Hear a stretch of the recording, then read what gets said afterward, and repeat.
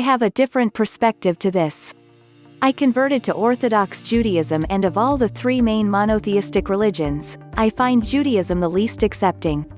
A lot of this might be because, unlike the other two religions which actively encourage conversion and sometimes even forcefully to their religions based on their religious texts and beliefs, Judaism has more of an exclusive group religion system in which the group has a shared ethnic background, a common peoplehood, shared history, as well as the chosen people mantle to carry.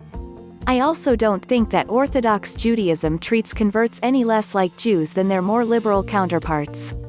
My own anecdotal stories have given me experience that most of the more Orthodox Jews I have encountered take more seriously certain biblical commandments. You shall love the stranger as you were strangers in Egypt, so at least outwardly they do not question your Jewish journey or motivations, whatever their private assumptions may be.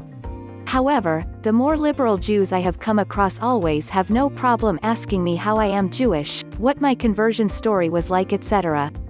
I should mention that since I am a convert of color, not white, it is easy for people to spot me in a synagogue or shul where mostly everyone besides me is a white-colored person. How can converts to Judaism feel like real Jews? I think the overall experience of a white convert to Judaism might be different, but even there I've noticed several of these converts try to hide their convert status out of shame or fear for their progeny's Jewish status being questioned. That is a luxury I am not afforded by my brown skin.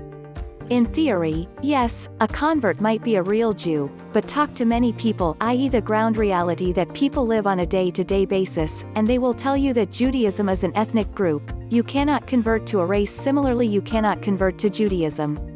A story of my own to share: I got married in Israel and ended up going to a Shabbat dinner at a large shul the same after my wedding with my husband.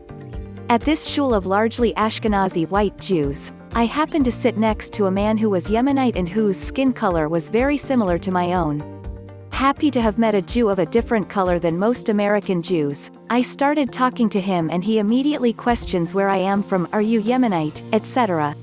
When I tell him I am not and that I converted, he proceeds to tell me that I can never be a Jew and that all real Jews, no matter what their color, i.e. someone as dark brown as he was or someone with pale skin, red or blonde hair and green or blue eyes, are all the same race. I now live in a suburban neighborhood and go to an Orthodox shul, and I still, every time I introduce myself to someone new, one of the first 5 questions is, where are you from? Followed by, are there Jews there? Followed by, what was your journey to Judaism? Like I said above, this experience I faced might be vastly different from a person who is able to luckily pass as Jewish by virtue of having white skin.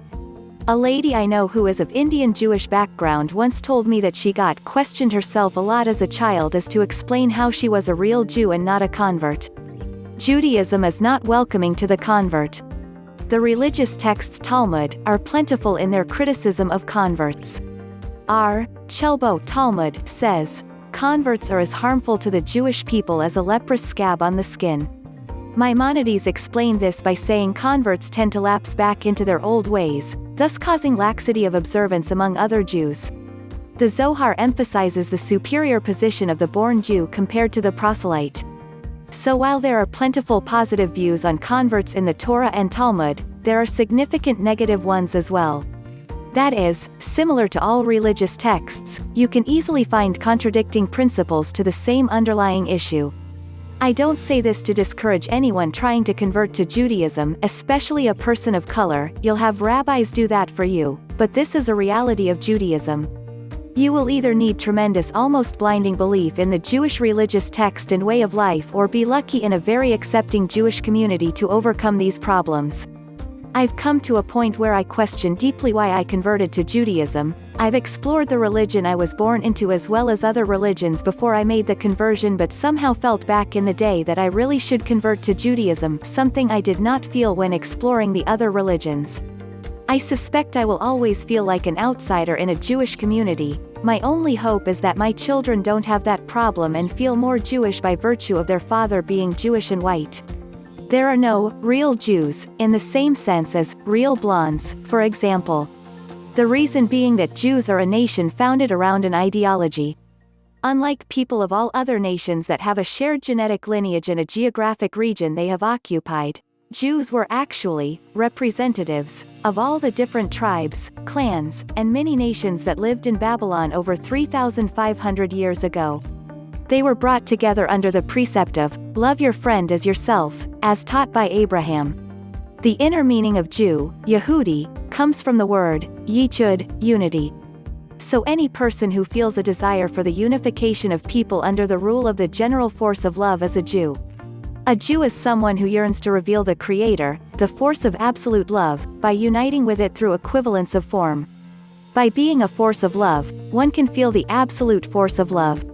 In fact, many great influential Jews throughout history are not real Jews, according to modern-day halachic or legal definitions.